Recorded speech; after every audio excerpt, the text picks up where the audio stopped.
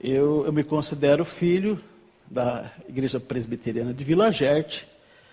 Então, trazer um relatório para a igreja é lembrar que aqui eu ouvi a mensagem do Evangelho, aqui Deus me chamou, daqui Deus me enviou, né? Eu creio que isso serve de testemunho, né? Para a igreja ficar sabendo que seus filhos estão, né, divulgando o Evangelho, estão pregando o Evangelho por esse Brasil afora. Mateus, vamos ler um texto aqui em Mateus, finalizando Mateus, texto tão conhecido quando falamos em missão, capítulo 28 de Mateus, em especial os versículos 18, 19 e 20.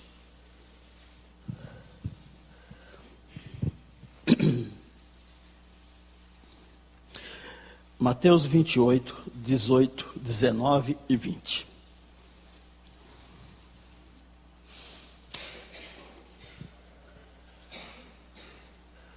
Jesus, aproximando-se, falou-lhes, dizendo: toda autoridade me foi dada no céu e na terra.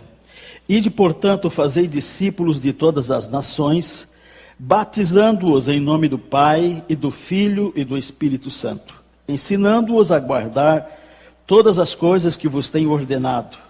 E eis que estou convosco todos os dias até a consumação do século. Amém.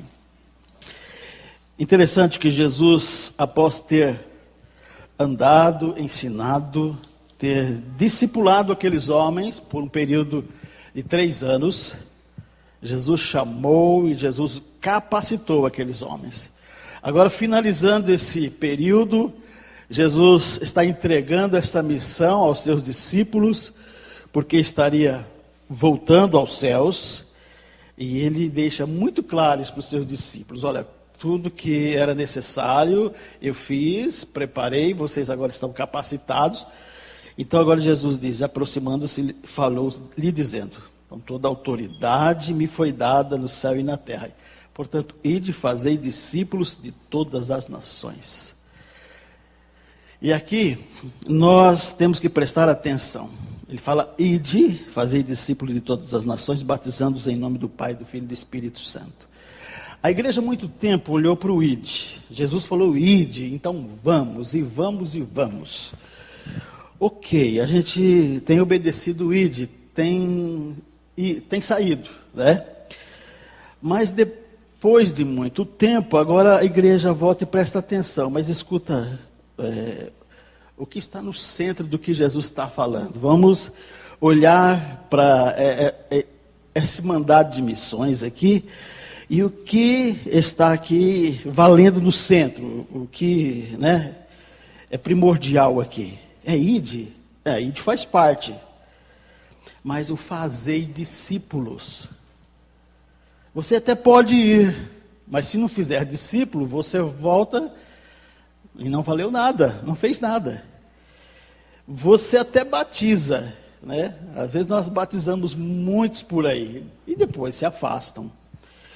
Mas o que está no centro de tudo aqui, que Jesus está dizendo aos seus discípulos, é fazer discípulos. Discípulo faz discípulos. O que Jesus está deixando claro para esses homens? Jesus pegou esses homens, chamou esses homens, andou com eles 3 anos, capacitou esses homens para serem o quê? Discípulos. Agora vocês vão ter que fazer o quê? Discípulos. E como é que se faz discípulo? Indo. Parado, estacionado aqui, você vai ficar com dificuldade. Então saia, vá pregar, vá à Judéia, Samaria, até os confins da terra. Mas enquanto vocês vão, façam discípulos.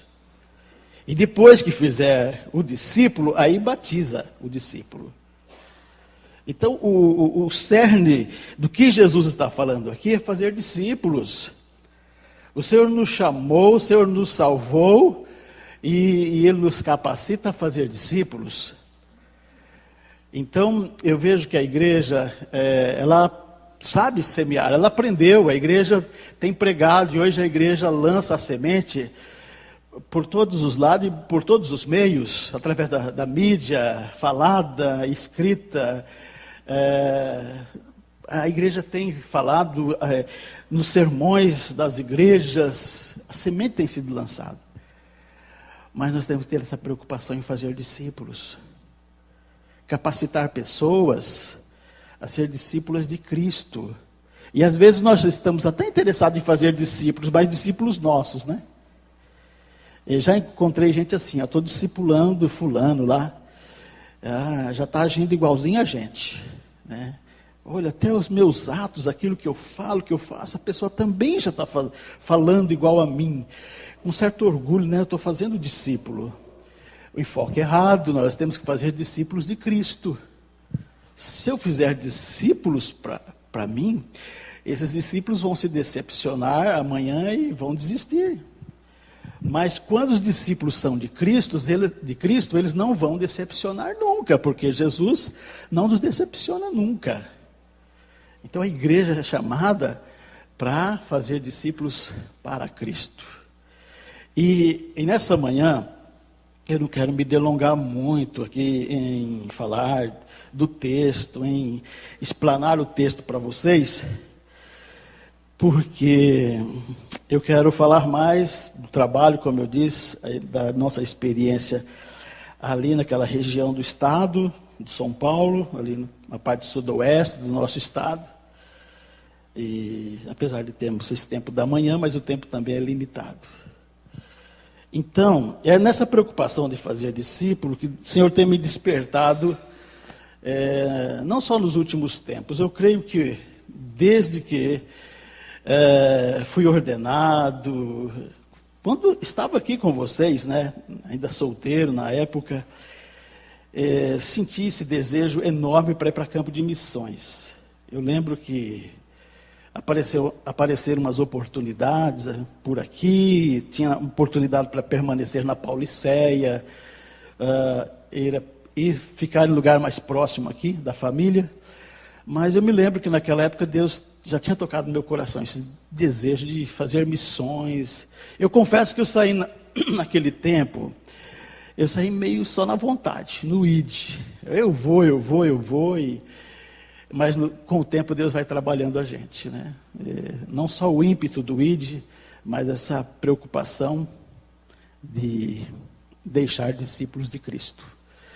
Então hoje, já depois de alguns anos de ministério, eu volto aqui na Vila Gerte, afirmando isso daí, a importância de se fazer discípulos. Estabelecer igrejas onde nós temos discípulos do Senhor Jesus, né? E Deus me dá o privilégio, mais uma vez, de plantar mais uma igreja. À noite, tendo oportunidade, eu quero ainda passar alguma coisa aí, e falar, né, do que Deus está fazendo ali em Cerqueira. E graças a Deus pelo privilégio de, mais uma vez, né, fazer discípulos, plantar mais uma igreja. Mas deixa eu ir mais diretamente ao assunto aqui. Há 2 anos atrás, então já deixa eu falar aqui. Há 2 anos atrás eu completei 50 anos de idade. E não é que eu entrei em crise, não. Deus me despertou aos 50 anos de idade para outra realidade. Eu me lembro que quando a gente era moleque, de nossos 8, 9 anos, hoje eu não vejo os moleques tão fissurados em futebol, mas no meu tempo nós só pensávamos em bola. No caminho da escola a gente parava para jogar futebol, no intervalo jogava futebol, ao voltar da escola jogava futebol, onde tivesse oportunidade estava jogando futebol, né? E eu lembro dos meus colegas de 8, 9 anos, a gente jogando bola, e a gente se referia a alguém assim velho, mais velho. O clímax de um velho era ter 50 anos para a gente. Aquele velho de uns 50 anos. Ter 50 anos na cabeça da gente era já, como diz a moçada aí, né, o pó da rabiola, já estava no fim. E quando eu fiz 50 anos, a Maurenice preparou lá, surpresa lá, um acontecimento, e eu falei, meu Deus, eu sou aquele velho, né? Apesar de não me sentir, mas eu falei, eu sou aquele velho, que a gente fala, o velho de 50 anos. E sério mesmo, eu parei e estava conversando com Deus, falei, Senhor, então eu estou consciente que daqui para frente a gente vai, né, descer essa montanha. E eu olhei e falei, meu ministério também, eu entendo que foi assim, Senhor. O Senhor deu oportunidade, o que eu pude galgar e conquistar no ministério, já conquistei. E eu estava orando a Deus e pensando, falei, Senhor, agora então, deixa eu acalmar meu coração, que nós vamos então entrar nesse processo, né? Eu quero dizer para você que eu estava completamente equivocado. Completamente equivocado. Deus me deu a oportunidade, e eu estava entendendo que essa oportunidade era para isso, para me preparar para a aposentadoria. Pedi para a Maura ir no INSS, rever meus anos de contribuição ao INSS, ver quanto tempo estava faltando para a aposentadoria. E eu falei, quer saber de uma coisa agora? Deixa eu fazer minha validação de teologia, porque aposentando tem que ter outra atividade também, né? E voltei para a Universidade de Mackenzie, fiz minha validação em teologia, muito tempo sem ir para a escola, peguei o gosto, já emendei, já fiz a filosofia, e fazendo filosofia, a faculdade pediu um estágio, né? Pediu um estágio na área da educação. E eu procurei a escola estadual para fazer um estágio. Eu estava dando já assistência naquela região ali de Avaré, Cerqueira César e Manduri. O presbitério me designou para assistir esses campos. E então a semana a família ficava em Botucatu, final de semana íamos todos para aquela região. A sede era Manduri. E eu aproveitei aquele tempo para fazer a faculdade de filosofia. E fui fazer meu estágio. Procurei uma irmã da escola para ver o estágio. Ela falou, pastor, por que o senhor já não dá aula? Estamos precisando de professor de filosofia na rede e tal. Tá bom, fui lá na diretoria de ensino de Avaré, na DE, e cheguei lá, fui ver as aulas que estavam lá livres. E a pessoa da coordenação falou, tem essas aulas aqui, na escola tal, na fundação. Olhei e falei, qual a diferença da fundação para as escolas aqui fora? Não, só que precisa ter um projeto, participar de um projeto para entrar na fundação. Eu falei, interessante, né? A fundação era a antiga FEBEM. Eu falei, como pastor, isso para mim também é válido. Eu gostaria de dar aula na fundação. Mas precisaria participar do projeto. Eu falei, isso já era início de março. Ela falou, o projeto sempre é em janeiro, que a gente aprova os projetos para a fundação. Eu falei, então tá bom, deixa para lá. Mas escuta, qual a função do senhor? No que o senhor trabalha? Eu falei, eu sou pastor já há 20 anos. Ela falou, não, o senhor nos interessa. O senhor quer trabalhar na fundação? Eu falei, eu tenho interesse em fazer meu estágio lá. Pois não, vai conversar com o fulano lá, me deu o nome do rapaz, responsável por esse setor, cheguei lá para conversar. Eu falei, estou interessado nas aulas de filosofia e tal. Ele pegou meus documentos e falou, o senhor pode começar quando? Eu falei, mas não tem um projeto? Não, o senhor não é pastor? Eu falei, sou então, o senhor já tem experiência de vida para mexer com gente. Eu falei, então tá bom. Já tive que assinar naquela tarde o contrato das aulas. No dia seguinte, eu estava lá dentro da fundação. Já me jogaram numa sala de aula, na frente dos meninos lá. Aquele certo preconceito que você tem de falar de menores da FEBEM, né? Mas eu sei que, no dia que eu cheguei naquele portão, abriu-se aquela gaiola, entrei, me fecharam na gaiola, me deram a geral. Próximo passo, passa para outra gaiola, outra geral. Quem entrou em presídio sabe disso. Eu percebi que tinha já 3 portões cerrados atrás. Aí chego num pátio, você se depara assim com 80 indivíduos, olhando com uma cara esquisita para você, né? E aí você entra numa classe, tem 20, tem que trabalhar com esses 20 indivíduos. Deixa eu dizer para você, foi uma das melhores experiências da minha vida. Porque tive contato com os adolescentes, com menores infratores, mas eram pecadores, e são pecadores, necessitados da graça de Deus. No terceiro dia que eu estava ali na fundação, houve uma reunião, o diretor fez uma reunião com o setor pedagógico, setor de segurança, e eu me lembro que todos estávamos assentados assim naquela mesa, e o diretor falou assim: gente, tem um pedido aqui dos internos, eu não sei o que vou fazer. Os internos não querem mais missa aqui. Não querem mais a presença do pessoal espírita. E os internos estão pedindo culto. Como é que eu vou fazer culto para essa moçada? Vocês perceberam já o meu problema aqui? Aí eu olhei assim e falei: meu Deus, agora é comigo, né? Aí que eu comecei a entender o porquê Deus tinha me colocado ali dentro. Daí eu falei: senhor diretor, eu sou novo professor aqui de filosofia, mas antes de ser professor eu sou pastor já, há 20 anos.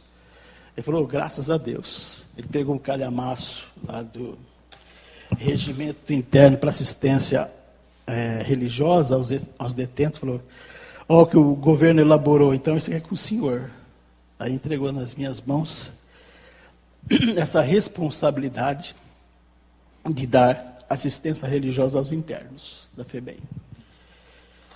Na época já apareceu lá um curso para capelania, mais do que rapidinho, fui lá, fiz o curso de capelão, me capacitei. Então hoje eu sou capelão e a partir de então eu entendi que Deus tinha me colocado ali para isso, para ser capelão, para trabalhar com os internos. E o Estado me paga. O Estado me paga. Não como capelão, mas como professor. E quando eu entro numa sala de aula, eu tenho toda a liberdade. Toda a liberdade. Eu não entro. Se eu entro é porque na correria eu pego o material e não percebi que a minha Bíblia entrou junto. Mas todo momento que eu entro na fundação, os agentes sabem disso, né, que eu estou com a Bíblia, né? Na sala de aula, põe ali em cima da mesa a Bíblia. Já não tem como começar uma aula sem uma reflexão, uma leitura da palavra, né, uma reflexão.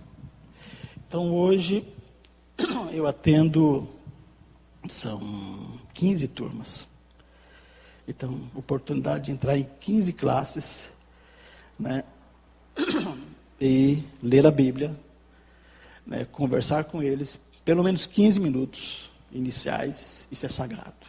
A coordenação, a diretoria sabe disso, eu estou lá para isso, né? E a oportunidade não só de conversar ali com os internos, mas com os agentes, com os funcionários, né? Então, pregar o Evangelho, e depois eu dou a minha aula, e no final da aula também eu encerro com uma oração.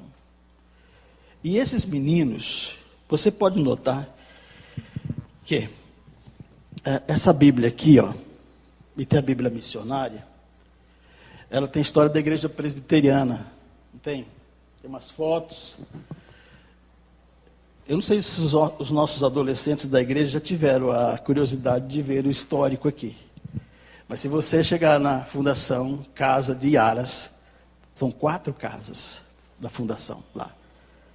Se você chegar lá, conversar com aqueles meninos, eles conhecem a história da igreja presbiteriana, da vinda da igreja para o Brasil, quem é o fundador, porque eles estão com essa Bíblia lá no quarto, e eles leem, não só essa introdução, que eles leem a Bíblia, estão lendo a Bíblia assim, avidamente, eles devoram, porque o indivíduo está ali preso, ele tem tempo para refletir, né? Tem sede espiritual, então eles têm oportunidade. é comum você chegar lá e perguntar para eles assim, quem é Simon? Ele sabe, eu trouxe a igreja presbiteriana para o Brasil. E quando foi? 12 de agosto. Ele sabe, o que você perguntar aqui, ele sabe decora e salteado da história da igreja. Para cada um, não. Eu coloquei um em cada cela, uma Bíblia em cada cela. A gente não fala cela, fala quartos, né? Mas foram 70 Bíblias que eu consegui ano passado. Outras Bíblias também a gente acaba doando, né? Mas dessas aqui foram 70, né? Tem uma hoje em cada quarto. Fora acho que 5 também que estão na biblioteca, mais 5 que estão lá. Na fundação, nós, por volta de 315 a 320 menores. Então, isso, nós temos uma unidade ali, nós temos, falei, quatro casas, são 4, né? Tem a Madre Teresa 1, Madre Teresa 2, Rio Novo e 3 Rios. A 3 Rios, gente, a 3 Rios é sistema de penitenciária, muro, penitenciária mesmo. Por quê? Lá se vai os indivíduos piores do Estado. Os meninos que fazem rebelião aqui na Vila Leopoldina, que faz aqui Taubaté, os que fazem rebelião em qualquer lugar do Estado, os líderes, ou aqueles que cometeram crimes hediondos, ficam na unidade 3 Rios. Portanto, se cometeram os crimes mais graves, eles têm uma pena para cumprir. O menor, ele não pode ficar mais do que 3 anos detido. Ao completar 21 anos de idade, a pena prescreve, ele tem liberdade. Então, você encontra na unidade 3 Rios os meninos até 21 anos de idade, homens. Estão ali, que já pegaram, estão na expectativa de ficar 3 anos dentro da fundação. Então, você sabe que tem menor aí que comete crime horrendos, né? Tanto no tráfico, no dia a dia. Então, são esses indivíduos que nós temos nas 3 Rios. Mas eu te confesso, é onde nós vemos que o Evangelho tem causado mais efeito. Hoje é comum, na saída, no término da aula, na oração, apontar para o menino, Giovanni, você ora, você pode orar? E eles oram. Eu lembro que eu estava na igreja de Botucatu, um dia eu pedi para uma irmã orar. Acho que era presidente da SAF, não sei. Eu não sabia, gente. Eu falei, irmã, você ora para a gente? Ela, orou. Depois a irmã virou a cara para mim. Eu não sabia. Daí disseram, não, pastor, ela não gosta de orar na igreja. Ficou ofendida porque eu pedi para ela orar. Eu falei, meu Deus do céu. E lá na fundação, aqueles meninos, hoje, além de ler a Bíblia, todo dia eles oram. Estão orando assim, fluentemente. Eu lembro, logo que eu comecei a ensinar eles a orar, porque eles queriam orar, não sabiam, né? Então, você tem que dar aquela noção básica. Olha, quando você chega diante de uma autoridade, eu sempre usei isso para eles, né? Chega diante de uma autoridade, você não vai chegar já fazendo um pedido. Chega, agradece a oportunidade de estar ali, né? Diante da autoridade. Depois de você agradecer a autoridade, aí você vai apresentar a tua necessidade. Diante de Deus a mesma coisa. E depois, antes de sair da presença, né? Você fala em nome de quem você está ali? Em nome de Cristo. Então, eu me lembro que no início eles falavam, mas professor, eu posso usar as mesmas palavras do Senhor? Eu falei, lógico que pode. É impressionante depois ver esses meninos orando. Eles oram, né? Direitinho, intercedem, pedem, agradecem a Deus, em nome de Jesus. E a convicção de salvação. Isso que impressiona, né? E eles, eu não digo todos, mas a grande parte sai dali convictos que precisam buscar a Deus. Depois, eu não sei, muitos deles eu não sei, que eu não tenho mais contato. Mas eu sei que eles saem dali, ali a semente foi plantada, eles vivenciaram aquilo. E hoje, quando chega um interno dentro da fundação, o primeiro contato que eu tenho com o interno é falar isso para ele. Foi Deus quem te mandou aqui. Deus tem algo para falar com você. Lá no mundo Deus estava falando com você, menino. Você não prestou atenção, você não ouviu Deus falar com você. Pois Deus tem um recado para você. Porque se Deus não tivesse um recado para você, se Deus não quisesse falar com você, Ele tinha deixado você morrer lá fora. Ou tinha deixado você se escapar no mundo do crime, você estaria lá fora. Mas se você foi preso, Deus quer falar com você. E é verdade. Impressionante. Deus recolhe esses indivíduos dentro de uma cadeia, porque Deus quer falar com essa pessoa. Depois que Deus fala, aí, e ele cumpre a pena, depois a responsabilidade é dele. Mas eu sei, tenho convicção que ele sai dali certo, que Deus existe, que Deus falou com ele, e também ele falou com Deus ali dentro da cadeia. Hoje eu tenho certeza que existe uma igreja ali atrás das grades. Todo santo dia, eu falo isso para a minha igreja, eu tenho oportunidade na quarta-feira de dar estudo bíblico, em Cerqueira César. Na quinta-feira fazemos o nosso trabalho de grupos familiares. Um sábado lá, o outro nós temos uma atividade na igreja, mas domingo na escola dominical e domingo à noite. Eu falo e afirmo isso para a igreja. Eu prego para vocês aqui alguns dias da semana, mas lá dentro da cadeia todo dia tem que pregar. E às vezes não é uma vez só, não. Imagina, no mínimo 3 vezes no dia eu tenho que levar uma mensagem. 3 vezes. Então, e almas sedentas, né, para ouvir o Evangelho, mudança de vida, indivíduo que nunca ouviu falar no Senhor, não tinha noção, muitos deles até têm pais evangélicos e nunca se importaram, mas a preciosidade do Evangelho, como o Evangelho alcança o coração do pecador. Porque aqui fora, o pecador, ele é hipócrita, né? Ele quer se justificar. Mas o indivíduo atrás das grades, ele é consciente de que ele é escória da sociedade, que ele não vale nada, que ele é um miserável e ele tem necessidade. É nessa situação, quando o homem se encontra, que o Evangelho vai de encontro a esse coração. E aí o Evangelho faz toda a diferença. Então, como eu disse, aí fui trabalhar na fundação e Deus despertou isso na minha vida, né? Esse trabalho de capelania. E olha os frutos que Deus tem me dado a oportunidade de colher. São experiências e experiências. Todo dia, não tem um dia sequer que eu não tenha um testemunho de vida. De um indivíduo que aceita Cristo, de um indivíduo que vem pedir esclarecimento de um texto bíblico, de um indivíduo que vem me contando o que está acontecendo na família, né?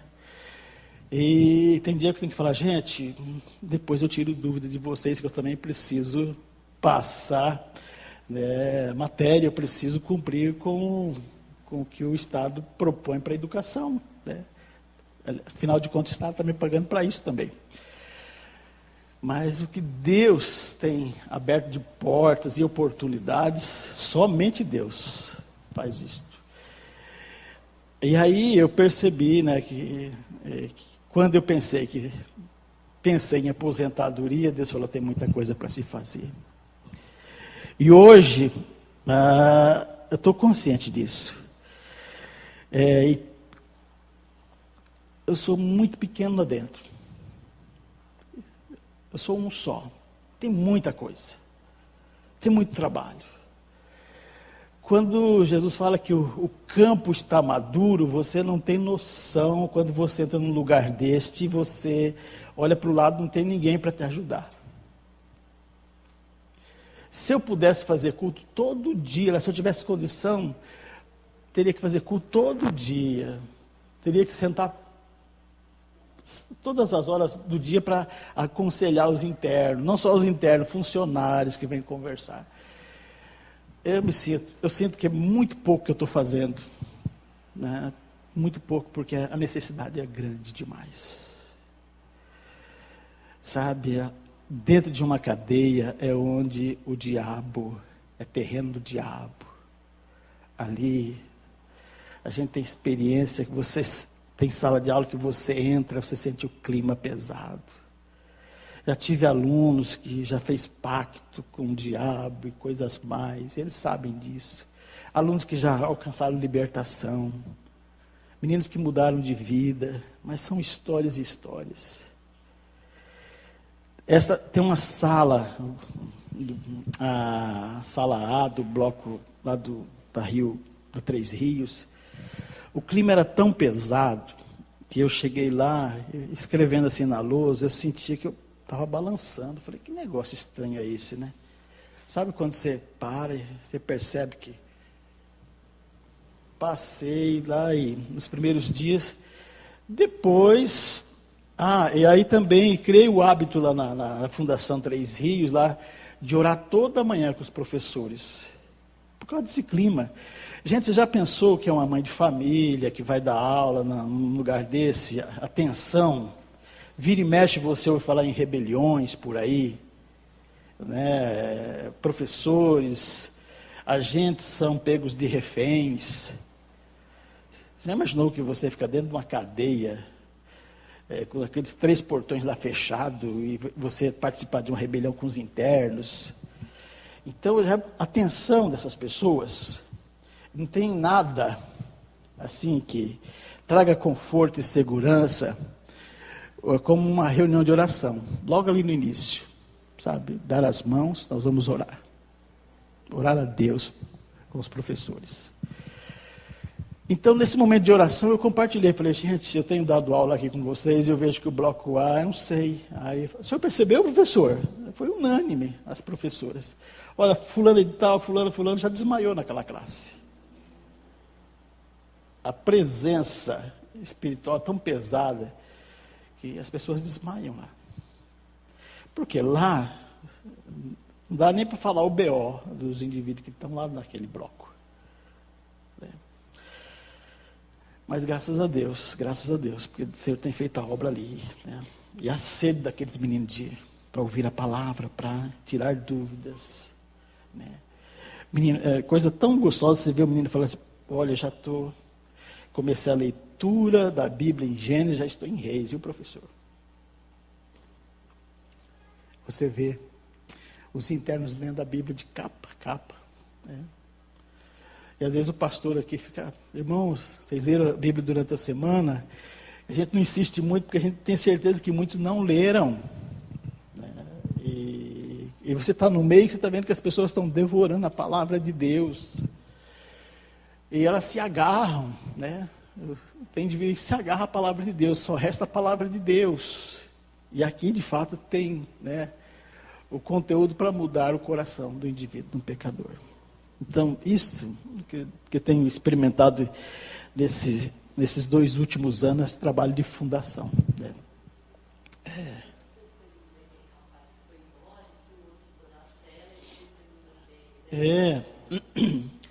Ano passado, então, dentre tantos testemunhos, eu lembro que tinha um rapaz que logo comecei a dar aula, ele sentava lá no fundo. Você percebia que ele não queria nada com nada. Sentava lá, encostava sua carteira no fundo da classe, ficava desenhando no caderno, cabeça baixa. E sempre eu falava, lendo o texto bíblico, fazendo a reflexão, aí ele começou a prestar atenção. Dali uns dias ele já estava na primeira carteira, e foi um dos alunos que mais me questionava, perguntando. Depois que eu coloquei as Bíblias na cela, dali um tempo, o Ravanelli foi embora. Eu cheguei um dia na sala de aula, percebi que ele não estava, falei, cadê o Denner, o Ravanelli? Aí o Marcelo Marcelino, que é um líder da classe lá, um bandido da pesada, ele falou, você viu o que aconteceu com o Denner, professor? Eu falei, não sei o quê. O Denner se converteu. Aí eu falei, Marcelo, como é que você sabe? Como é que você pode afirmar que o Denner se converteu? Professor, eu conheço o Denner lá do Mundão. O Denner era bandido. O Denner entrou aqui dentro, ele ia passar um tempo aqui, mas o Denner sempre foi bandido. Ele ia sair bandido daqui. E o Denner se converteu. Aí eu falei, mas como é que você sabe? Ele falou, Denner, nos últimos 2 meses, ele só lia a Bíblia e orava. Né? Eu tenho certeza, ele estava falando para mim assim, eu tenho certeza que foi Deus que tirou ele daqui. Ele não podia mais ficar com a gente. Ele se converteu. Isso é testemunho de um menino bandido, né? Então, isso você ouvir da boca deles, né, mexe com o coração da gente. Às vezes a gente luta na igreja, a gente vê pessoas trazendo dificuldade para a vida da igreja, gente que não quer crescer espiritualmente, né? Em lugares assim, pessoas sedentas por mudança de vida. No ano passado, na semana do Dia das Mães, sempre tem uma atividade lá diferenciada assim, naquela semana, porque eles vão receber as mães, naquele domingo. E eu estava falando com eles lá. Então, a direção da fundação ainda faz isso, né? Nessas datas, eles me chamam para dar palestra, para os internos e para os meninos. Eu lembro que eu fui dessa palestra e eu falei, não vou falar sobre mãe para vocês, eu vou falar sobre o pai. Qual o pai, qual o marido que cada mãe deseja ter. Aí peguei, né, a figura de Cristo, como Paulo muito bem descreve, o marido, né, e descrevi a figura daquele homem. Falei, estou falando isso para você, que vocês são meninos, são homens, amanhã vocês serão pais, vocês vão constituir família. Então, aquela mulher que vai visitar vocês, a mãe, ela espera isso de um homem. Não sei se o pai de vocês, se o teu pai foi esse homem. Então, eu tinha certeza que a maioria dos pais, daqueles meninos, alguns não tiveram oportunidade de conhecer o pai, muitos tinham frustrações com seus pais.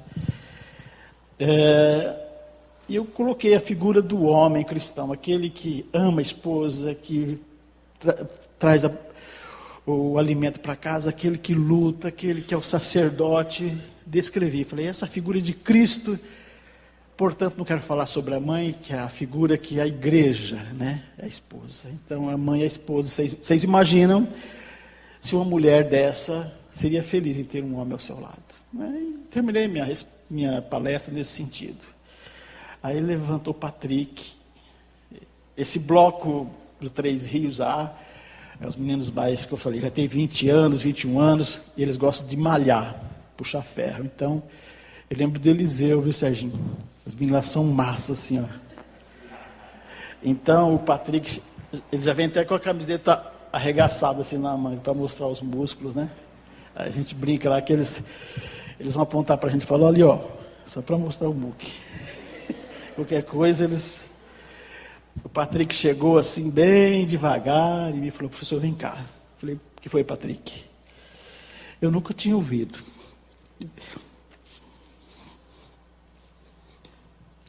Ele falou assim, eu nunca tinha ouvido essa figura de um homem, nunca. Falando baixinho, né, aquele machão. Ele falou, eu vou sair daqui, professor. Isso era mês de maio, né? Ele falou, em junho eu vou sair daqui, né? Vai prescrever minha pena aí. Em junho eu estou saindo daqui. Mas eu quero ser esse homem que o senhor falou, acabou de falar. Eu quero ser esse homem. E eu tive a oportunidade, depois de orar várias vezes com o Patrick, de ver, né, que Deus fez na vida daquele menino. Então, são coisas assim, preciosas, né, que a gente vivencia, e o indivíduo chega a essa conclusão, né? Despertamento da Bíblia, esses valores, né, bíblicos, que muitos não tiveram oportunidade de ouvir, muito menos de ler, né? Então, graças a Deus por essas experiências assim que a gente vê no dia a dia lá com os meninos. Né? Então, é isso que eu estava falando. Todo dia você tem um testemunho, todo dia você tem uma história de vida para contar. Graças a Deus.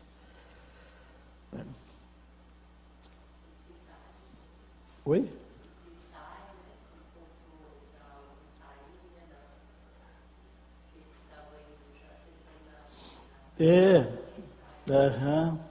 Toda hora.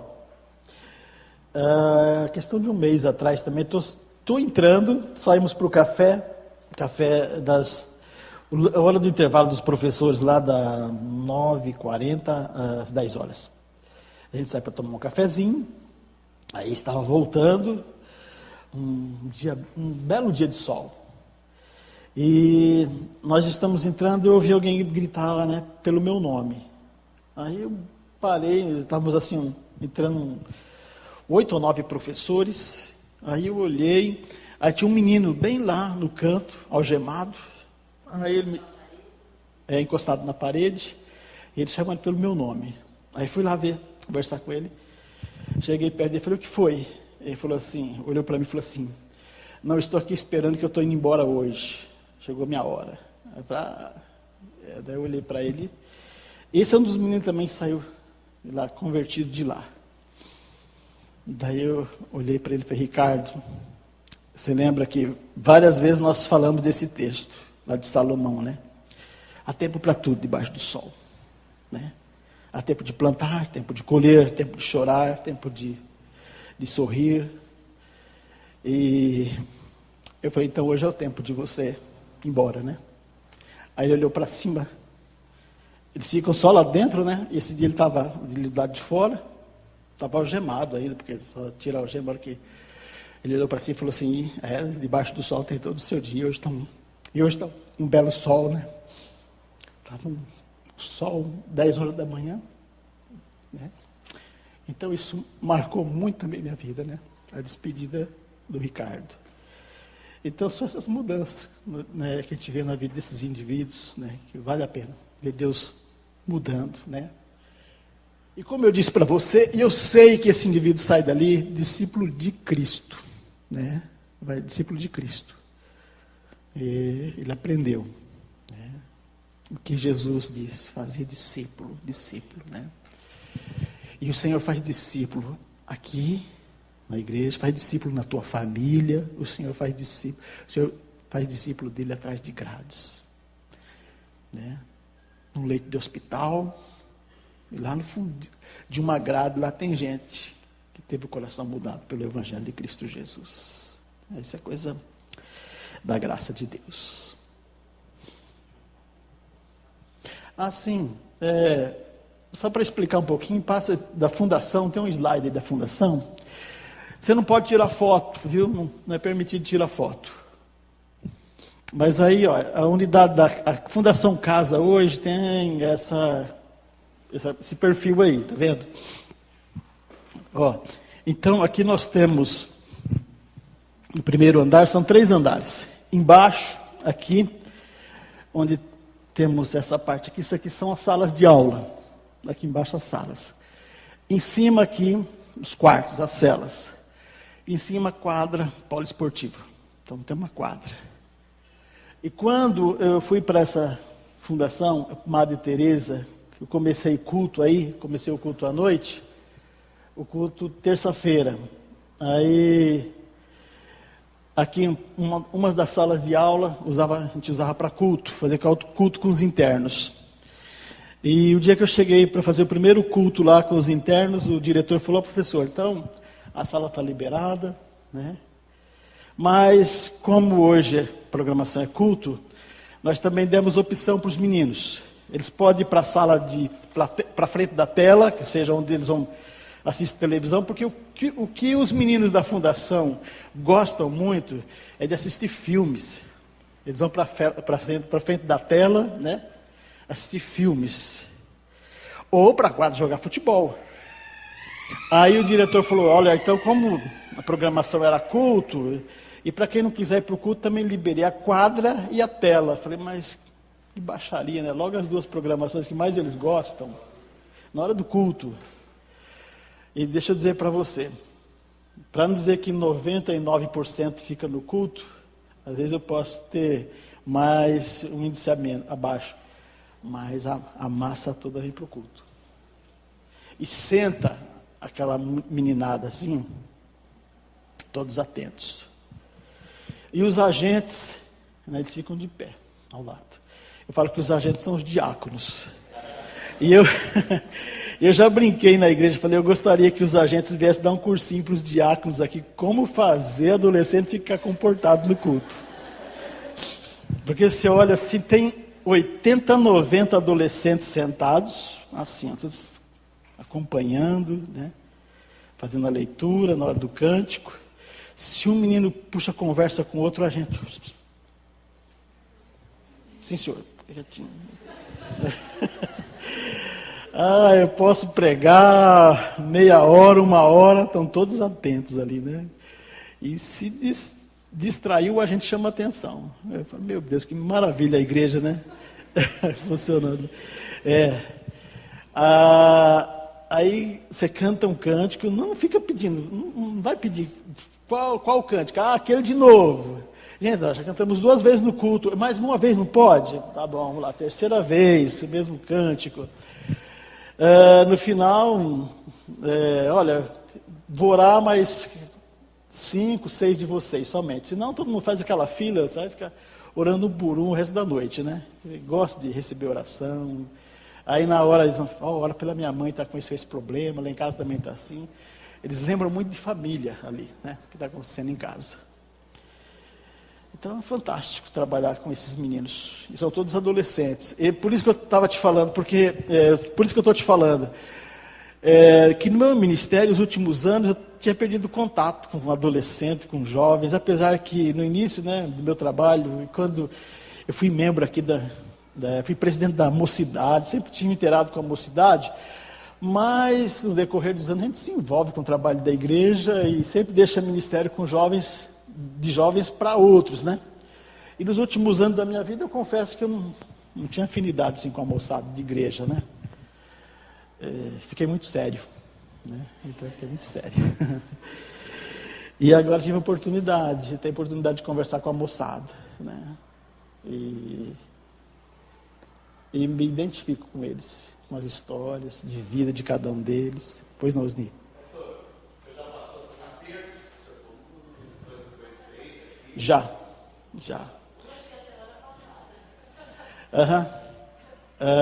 Já passei. Eu já cheguei assim para trabalhar e o agente sempre... Pode passar aí. Ali a salinha de aula, tá vendo? Ali nunca tem muito aluno na sala, né? Sempre são poucos alunos. Mas é aquilo ali, quadrinho ali simples, giz mesmo, não tem nenhum recurso, não dá para usar outro recurso, porque não dá para ficar entrando nada na cadeia, né? É só giz e um caderninho ali, materialzinho. Aí, então, esses que estão assentados à porta são os agentes. Ali o professor está na sala dando aula, a gente está na porta da sala, assim, assistindo aula. Ali é o meu anjo da guarda. Aquele agente tem a responsabilidade de proteger o professor. Né? Não. Ele não tem arma.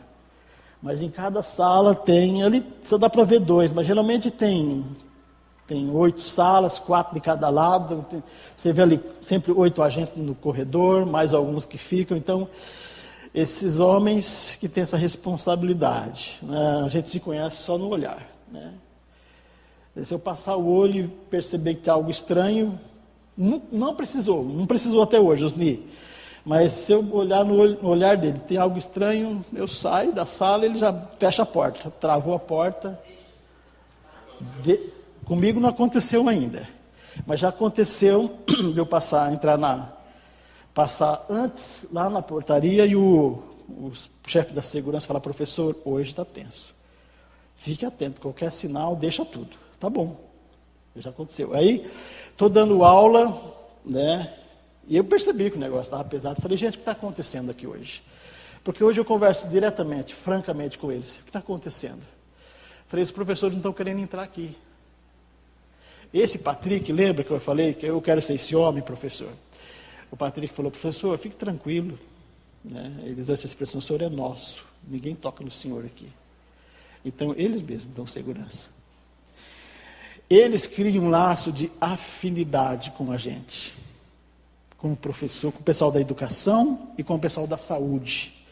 Porque eles sabem que você entra lá para cuidar deles. Eles têm uma dificuldade com os agentes, porque os agentes são da segurança, e os agentes têm que corrigi-los. Aí eles criam, né, tem uma dificuldade de relacionamento com os agentes. Mas com agentes da educação e da segurança, eles têm afinidade. Então, até o pessoal da segurança fala isso. Eu sei que na hora que estourar uma rebelião aqui, eles vão cuidar de vocês, mas não vai sobrar para nós. Eles falam isso. Né?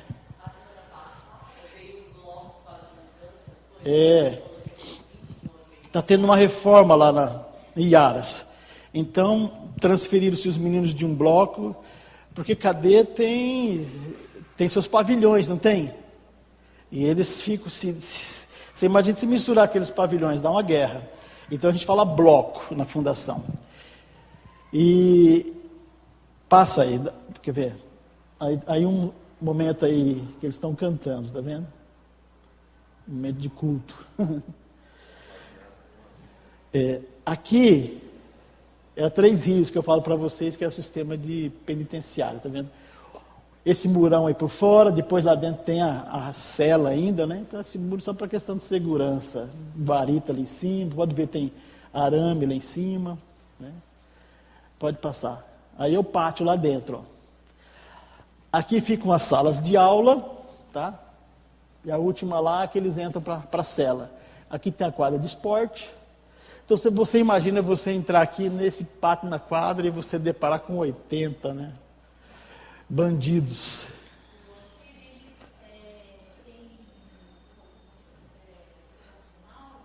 Tem.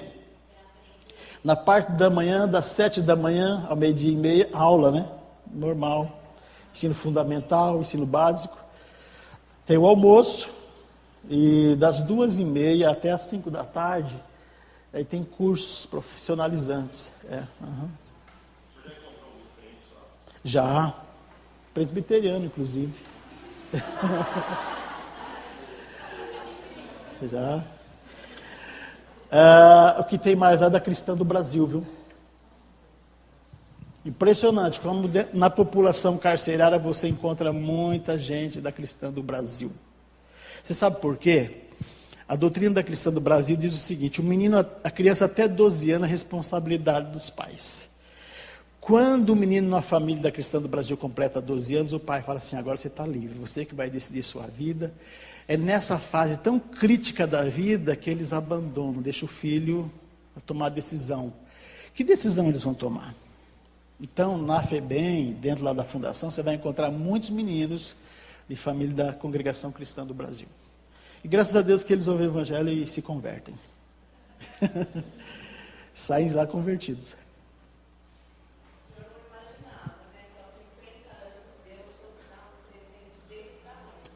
Não. Como eu disse. É muito gratificante o senhor perceber que está sendo tão útil, tão usado por Deus nesse cara, né? Como eu disse, eu desenhei na minha cabeça, né, falei, não, deixa eu me capacitar para pensar numa aposentadoria, né? Mas Deus me fala hoje claramente, falou, não tem aposentadoria. Né? Você não sabe o que Deus tem preparado. Né? Deus chamou Abraão lá com 75 anos de idade. Né? Abraão também acho que pensava que estava aposentado já.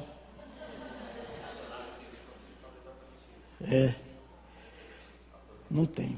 Aí, teve um homem ímpio nesse país, que eu não concordo com muitas das ideias que ele teve. Você também, eu creio que como crente você não vai concordar, mas a gente tira o chapéu para ele, Roberto Marinho. Roberto Marinho criou um império depois de 65 anos de idade. Então, fique sabendo que para Deus não existe tempo, né? O tempo de Deus é diferente.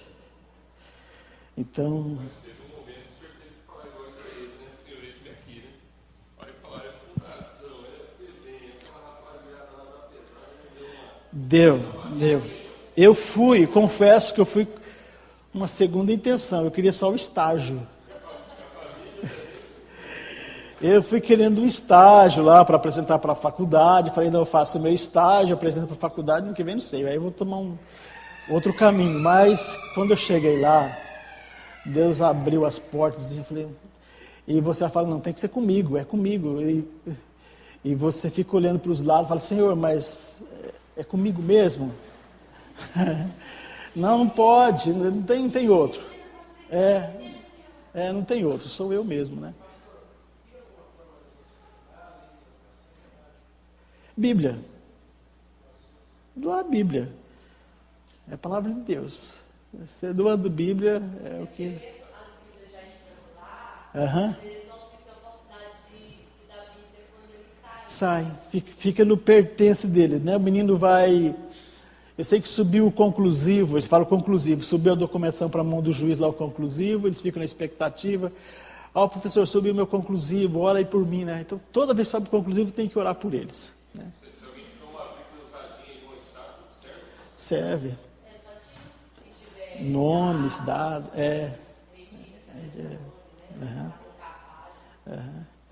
Então, mas é o que precisa da Bíblia. Não só para os internos, aí a gente já deixa lá um pertence, quando ele sai, ele leva embora. Daí eu aviso, né? Olha, deixa uma Bíblia lá, né? Porque muitos não têm Bíblia em casa. Alguém doou uma caixa de gotas. Isso. Ele distribuiu para toda a equipe da fundação. Exato. Foi assim, um presente maravilhoso para eles. Oi? Aquele devocionário. Devocionário também é uma bênção. Gotas, pão diário, sabe? No final do ano, Aham. presentear Todos os funcionários. todos os professores, que para eles não acreditavam.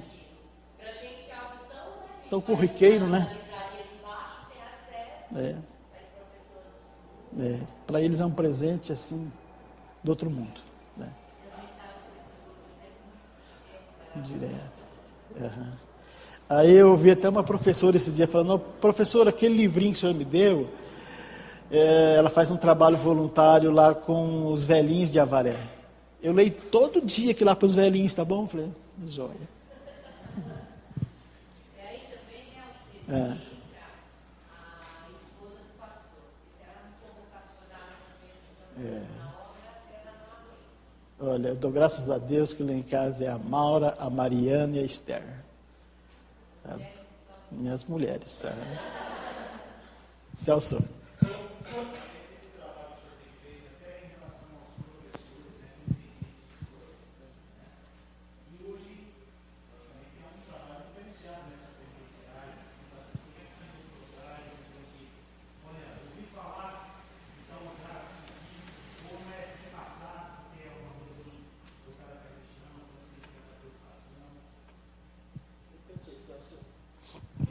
De fato, eu não ouvi. Hã? Eu não ouvi direito.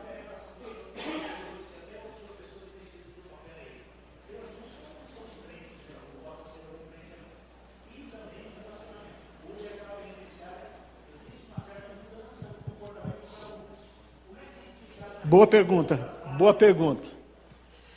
Há 2 meses atrás tivemos uma reunião com o diretor novamente, setor pedagógico, segurança. O diretor falou, gente, vocês já notaram que nos 2 últimos anos, Iaras era campeã das rebeliões no estado de São Paulo. Se você lembrar de 2003, 2005, de pendurar gente de cabeça para baixo na caixa d'água lá em Iaras, negócio horrível, né? Rede Globo, aquele helicóptero da polícia por cima, fazendo lá,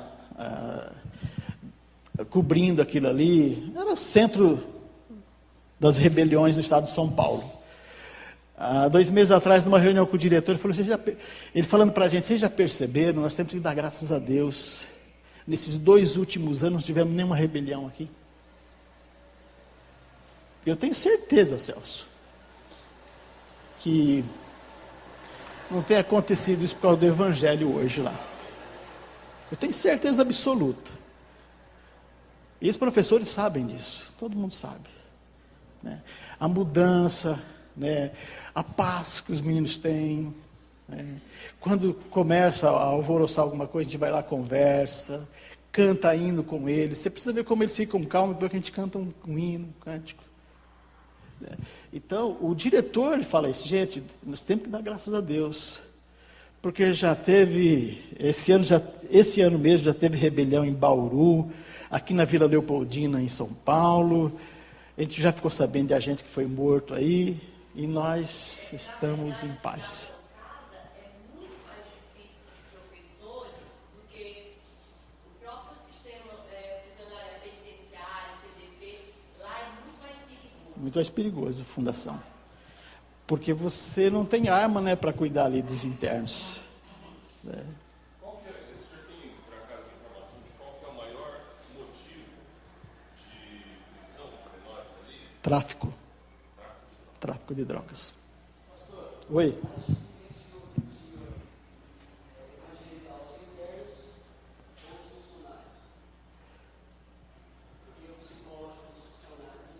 Mexe bastante. Não sei se é difícil, irmão, dizer que é difícil, né? É que eu estou em contato com os internos, né? Meu trabalho é com eles. Mas os funcionários, a gente cria um elo com eles também. Tanto que na minha igreja hoje tem o Raul, que é motorista da fundação. Hoje tem o Edmilson, que é o chefe de segurança da penitenciária que foi inaugurada em Cerqueira. Então, a gente acaba tendo afinidade com esse pessoal. A gente conversa, toda vez que a gente passa ali naquele portão, naquelas gaiolas, a gente conversa com os funcionários. Eles, professor, se eu lembro, sabe desse texto da Bíblia, já cita, porque já deixei, né, material com eles, sabe? Então, não volta.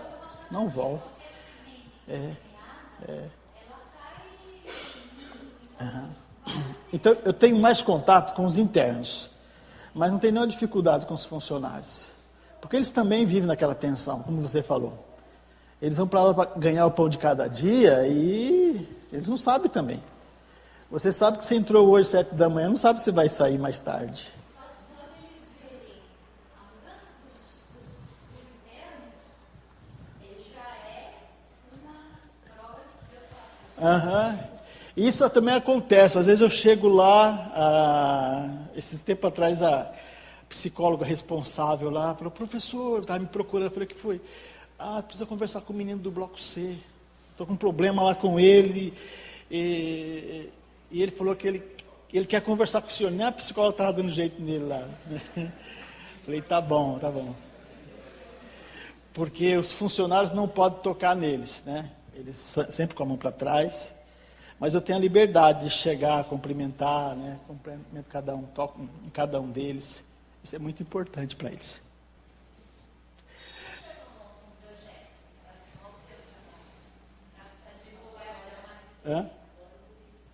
Isso, aqui em Botucatu, o meu concunhado começou. Um pastor, também presbiteriano, que é o pastor dele, o Wagner, eles começaram em Botucatu. Né? A semelhança que eu estou fazendo em Cerqueira, e Aras, perdão, eles começaram aqui em Botucatu. Porque o Murilo também, esse meu concunhado, ele fez esse curso de capelania comigo. Então, essa visão de capelania, porque se você vai, às vezes, com um documento da igreja, tem uma certa dificuldade, mas capelão, gente, as portas se abrem. Das 7 da manhã ao 12:30, estou dentro da cadeia. Eu falo que hoje eu vivo em semi-liberdade. Eu entro 7 horas, estou entrando na cadeia, só saio 12:30.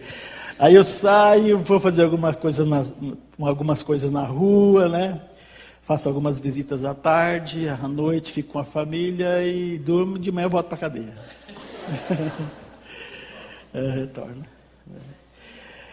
Recebe aberto. E é uma alegria para eles quando eles veem você retornando. É a única visita que eles têm, né? Você retornar. E você chega e fala também do que aconteceu. Quarta-feira eu tenho que ficar na frente da televisão para saber resultado de jogo. Chega daí, quem fez gol, como é que tá, né? Não posso. Preferível ser corintiano lá, viu? Porque...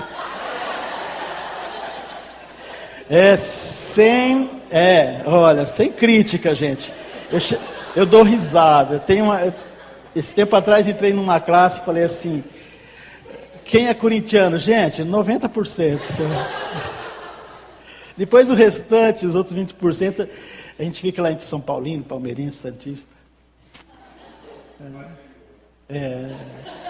É nós. É um bando de louco. Uhum. Alguém levantou a mão aqui?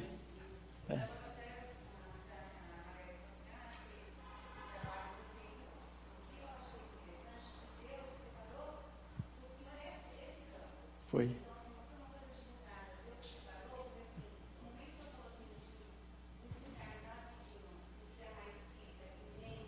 Missa.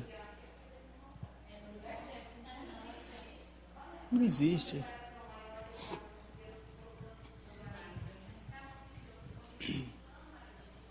Isto.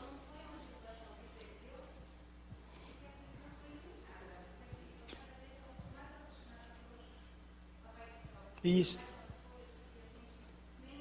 Exato. Como eu disse, era naquele momento também na minha vida que eu estava assim, Senhor, para onde que eu vou, o que eu vou fazer, né? E aí apareceram essas aulas, eu fui lá na DE, ainda liguei para a Maura, eu estava em Avaré, a Maura em Botucatu, falei, Maura, acho que eu vou lá na fundação. Maura, eu lembro da Maura me falando, amor, pensa direito, amor. Não tem outro lugar? Falei, tem, mas é que eu estou interessado. Ela, moça, vai dentro da cadeia, né? Falei, pergunta onde ela dá aula hoje.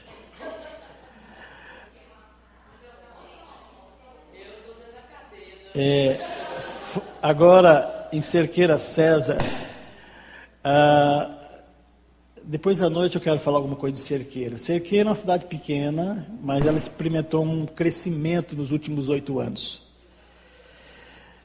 Por causa de algumas indústrias que chegaram e também um sistema prisional. Né? Lá tem também 3 casas da fundação. Foi inaugurada agora uma penitenciária, um centro de prisão provisória, que é o CDP, que é outra penitenciária.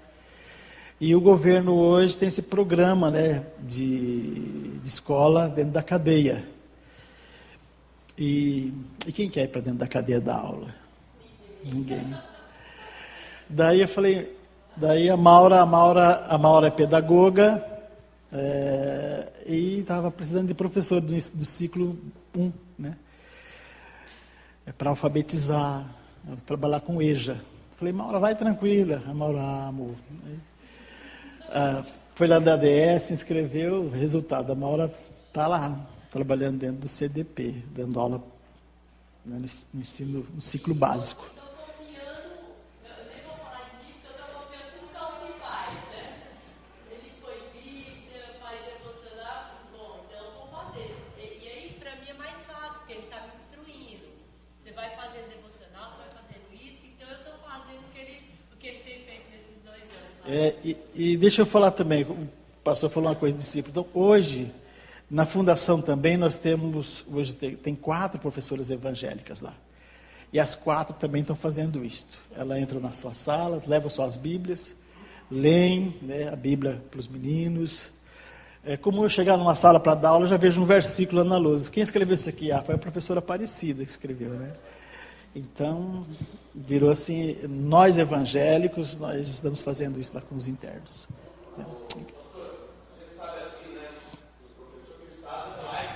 Isso. Nenhuma. Até incentivo. Eu conversei com o meu coordenador lá pedagógico, falei, olha, né, essa necessidade do diretor, ele falou, professor, é palavra de Deus, a gente tem que fazer alguma coisa para esses meninos se acalmarem. E como eles veem o resultado, Osni, olha, não tem, a hora da necessidade não cria dificuldade, sabe? Quando não tem necessidade, aí fica criando dificuldade. Aqui depois lá em cima, fala, Celso.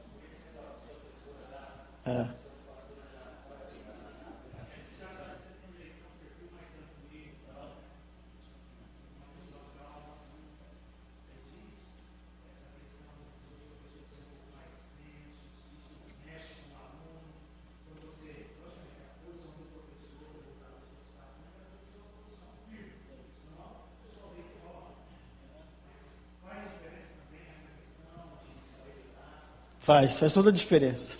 Faz sim. Tem uns professores que são mais pavios curtos, né? Então, hoje eu sou paizão deles. Eu sinto isso, essa figura de pai.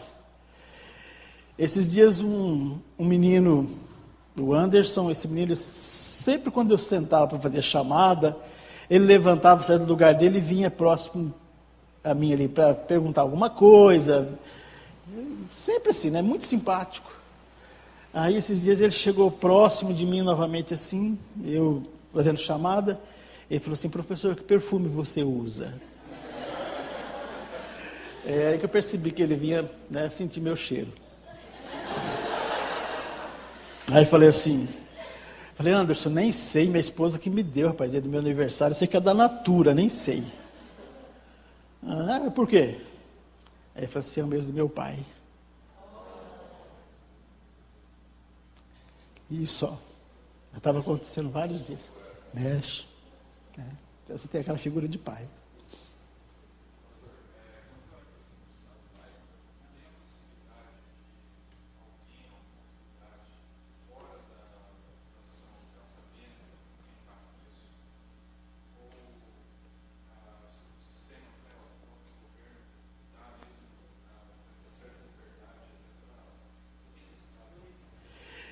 Por isso que eu fiz capelania, sou capelão. E capelão tem liberdade. Poderia ter impedimento. Poderia alguém, eu pensei nessa possibilidade de alguém, né, levantar, já que não pode igreja católica, não pode nada também, né? Mas fiz capelania, em capelania eu fui capacitado, eu sei que eu tenho toda a liberdade como capelão. Se alguém quiser dizer, olha, você não pode como professor, mas eu posso como capelão. Né? O Alci falando assim, né, que tem um serviço que ele acha que, e de fato, lá no CDP, o visual, o Alci vai uma vez na semana lá, os meninos não podem ver ele. Ele passa pelo corredor, professor, tem como o senhor vir fazer tudo pra gente? E o Alci não está conseguindo. Não estou conseguindo, gente, que eu falei, não dá atender a demanda.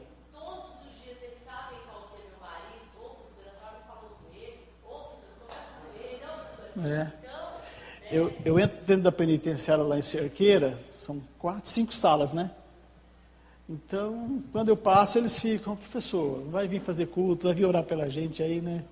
Então, uma carência grande. Como eu disse, o campo está branco.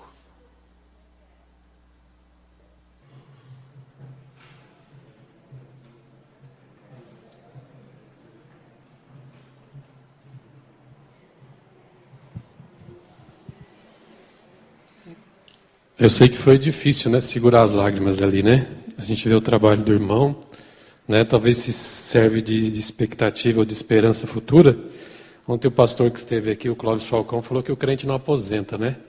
Ele trabalha enquanto tiver vida, enquanto a mente estiver certinha lá, ele continua falando da palavra do Senhor, né? E cada dia mais a gente vê que aquele ditado é verdadeiro. A vida começa aos 40, né? A gente tem que ir defender isso aí, né? Então a gente está aí com uns 12 aninhos, tá bom, né? Tem tempo ainda. Vamos continuar trabalhando, que Deus nos abençoe, nos ajude, né?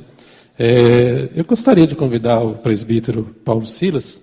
Ele foi até Macambira, tem algumas coisas para contar para a igreja a respeito do projeto Mão na Massa. Eu gostaria de passar a palavra para ele estar comentando com a igreja. Quero saudar os irmãos com a graça e a paz do nosso Senhor Jesus Cristo. Amém? Eu gostaria só de deixar um versículo para que os irmãos pudessem estar meditando nele.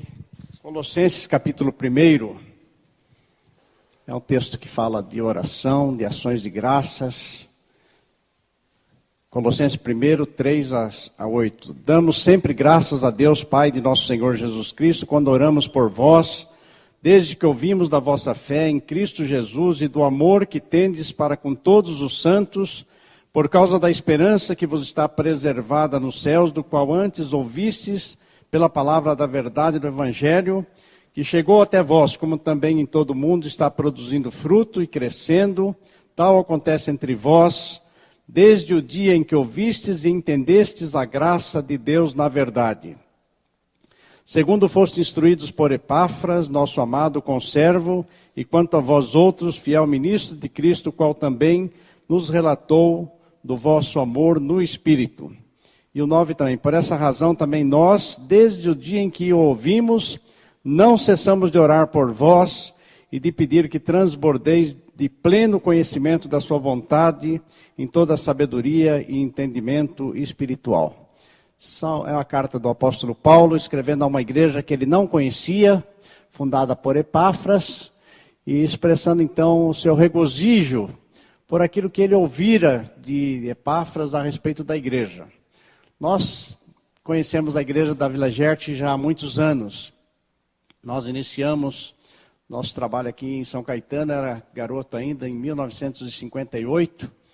E em 1961, inauguramos a igreja lá de São Caetano, saindo da Filadélfia. Então, temos estado em contato.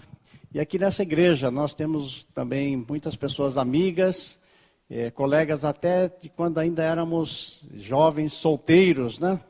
Então, retornar a essa igreja é sempre um privilégio. E hoje Deus nos presenteou com uma palavra muito especial, né? Nós não imaginávamos que ouviríamos uma experiência tão profunda assim, tão edificante e tão desafiadora. Porque às vezes a gente fica pensando o que vai ser da nossa vida. Eu, em 1992, estava me aposentando também, e o pensamento era não fazer mais nada. Mas aí o Senhor sempre nos conduz, né?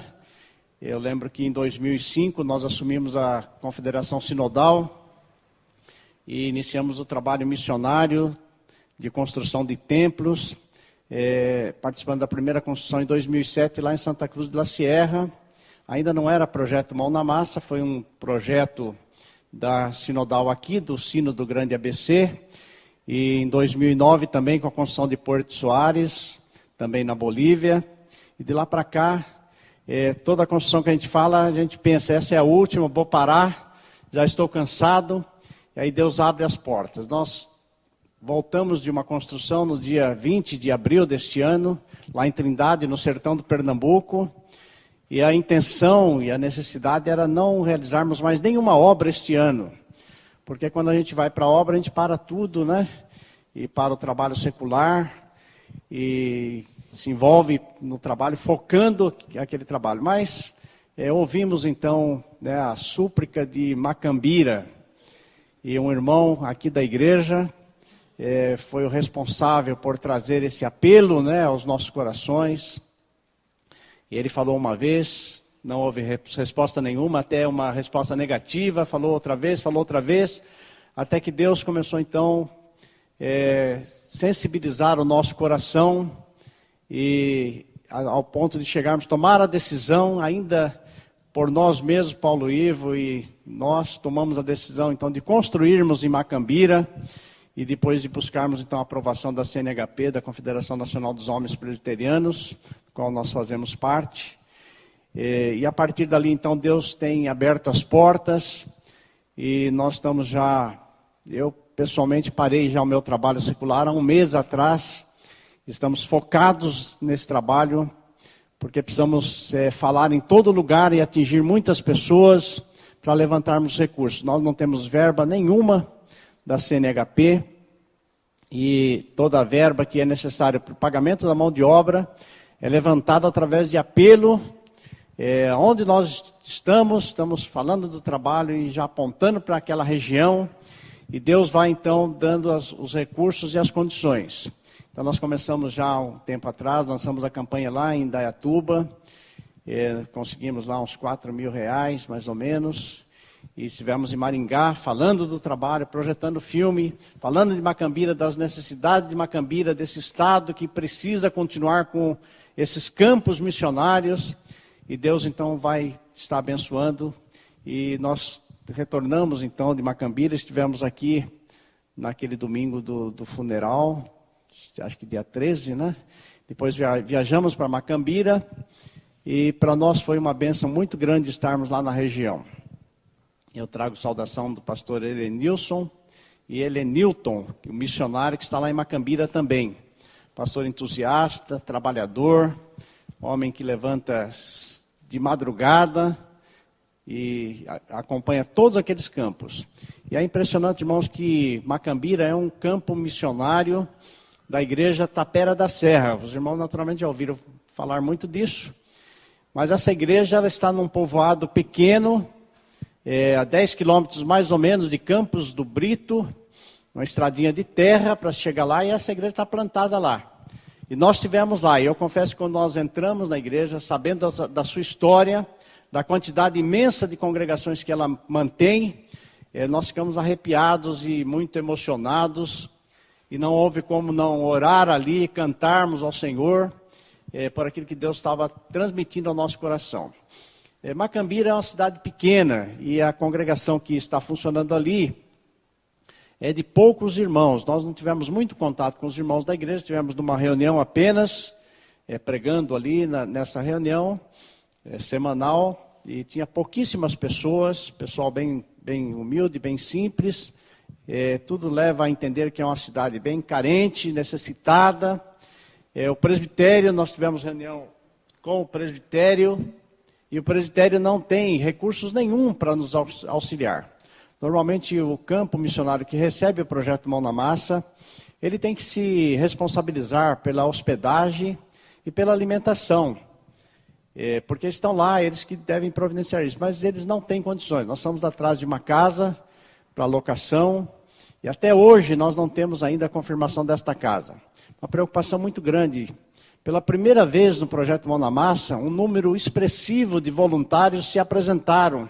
E muitos já estão com passagens compradas. Tem irmão chegando dia 5 de novembro, e dia 7 vai chegar a grande maioria dos irmãos. 12 voluntários deverão estar trabalhando nessa obra, e nós não temos até hoje aonde colocar esses homens. E não dá para ficar distante, muito distante da obra, porque a gente trabalha até tarde, às vezes até 10, 11 horas da noite, e tem que retornar, tomar um banho, alimentação, descanso. Então nós estamos orando, e eu trago essas informações, pedindo que os irmãos então estejam intercedendo, para que portas se abram ali, para que no dia que estivermos chegando lá, tenha um lugar para receber esses irmãos. Tenha colchão também. Nós já tivemos projeto em que não conseguimos na cidade toda um colchão. Conseguimos alguns, e um irmão teve que dormir no tapete, porque não tinha travesseiro, então nem pensar, né, de pedir. É bom que cada um já leve e seja orientado nesse sentido. Então vamos orar. Com relação aos recursos, nós orçamos a obra, e ainda faltam alguns recursos para a compra de materiais lá da construção. Nós estamos com R$12.000 na campanha para pagamento da mão de obra. Vamos precisar um pouquinho mais. Eu creio que se nós chegarmos até uns R$20.000, vamos ter condições de assumir a locação da casa, a alimentação e também o translado de Aracaju. Nós nos comprometemos a fazer até Macambira e também trazê-los de volta. E também a tomar todas as demais providências. Normalmente se há muita despesa com remédios. Em todos os projetos que nós fizemos, as pessoas ficam doentes, elas estranham a alimentação, muito embora lá eu me senti muito bem, alimentação muito boa. A questão da água, nós precisamos de água boa, às vezes a gente compra água mineral, mas nem sempre é água mineral, e há muita disenteria, então há despesas nesse sentido, mas nós estamos realmente felizes pela oportunidade de ir lá. Nós estivemos aqui no domingo 13, deveríamos falar um pouco mais com a igreja, projetar o filme, o que já foi feito, e hoje nós viemos apenas para trazer aqui a palavra de gratidão, então, a oportunidade que essa igreja está nos dando, e nós estamos considerando uma igreja parceira nesse projeto de Macambira, e estamos orando para que Deus dê todos os recursos e as condições para inaugurarmos o templo. O projeto Mão na Massa sempre constrói todo o templo em 38 dias, 30 dias, 32 dias, e nós temos 30 dias para construir, já há uma parte das fundações feitas. As paredes que foram levantadas, nós mandamos derrubar todas elas, porque as paredes estavam balançando, e com espessura de 9 centímetros apenas, não dá nem para colocar as instalações elétricas. Então precisamos fazer com uma estrutura melhor, porque é uma responsabilidade muito grande, Então vai ser utilizado os tijolos de 14 centímetros, desde o começo das fundações, e os tijolos que estão lá serão aproveitados em paredes internas, e nós vamos, da melhor forma, fazer então esse trabalho aí. Nós estamos plenamente convictos de que é Deus que está nos conduzindo a Macambira. E quando a gente tem essa convicção, a gente alcança um pouco de tranquilidade. Muito embora eu já tenha perdido algumas noites, né, pensando e orando ao Senhor, mas estamos convictos de que Deus nos dará a vitória ali. Eu fico sempre pensando naquele texto do apóstolo Paulo, lá em Atos 16, ele estava saindo para a segunda viagem missionária, e o seu desejo era retornar para a Ásia Menor. O senhor não está fazendo assim por causa do horário não, né? É só mais 2 minutos. Paulo estava se preparando para voltar para a Ásia, e ele está lá em Troade, e para partir para o lugar que ele desejava, mas o Espírito do Senhor impediu que ele continuasse. E mais uma vez, o Espírito de Cristo impede também. Ele deseja ir para Bitínia e também não consegue ir, não tem liberdade para sair dali. E à noite ele tem aquela visão do varão macedônio, dizendo, passa a Macedônia e ajuda-nos. E quem acompanha o relato de Atos vai ver que foi uma bênção muito grande o apóstolo Paulo ter saído então dali e ido para Filipos, o que aconteceu depois na organização de muitas igrejas. Nós tivemos essa visão também, né? Passa Macambira. Quando recebemos as primeiras fotos de Macambira, realmente deu vontade de chorar, né? Uma igreja semi-construída, mas o mato crescendo, e aqueles irmãos tão desejosos de construir, e impossibilitados, e nós ficamos pensando, a Igreja Presbiteriana do Brasil não pode conviver com um quadro desse, nós temos que reverter essa situação. Isso nos levou a assumirmos o compromisso, muito embora nós temos trabalhado em parceria com a Junta de Missões Nacionais e com a PMT. E aqui nós não temos essa parceria, essa cobertura, mas temos a cobertura do Todo-Poderoso Deus, né, que estará conosco. Então, nosso desejo é que Deus abençoe ricamente a experiência dessa igreja nessa participação no trabalho missionário. Né, o irmão Edson também, que tem o coração naquele lugar, e tem já abençoado muitas vidas ali. Então nós estamos muito felizes pela oportunidade. Deus abençoe o reverendo Alcir também, pela sua experiência. Eu tive a oportunidade de algumas vezes, quando era jovem ainda, sair com uma equipe que tinha aqui em São Caetano, e eles me convidavam para pregar e eles cantavam, né? E tivemos em algumas penitenciárias, em cidades, e eu me lembro de uma oportunidade na divisa lá da Bolívia, Pedro Juan Cabaleiro ali, de uma penitenciária, como Deus fez um trabalho extraordinário. Nós saímos mudos por aquilo que Deus fez, poder de Deus. Então, Deus abençoe ricamente esse trabalho tão desafiante e que falou profundamente ao nosso coração, né? Aposentar, nunca mais, né?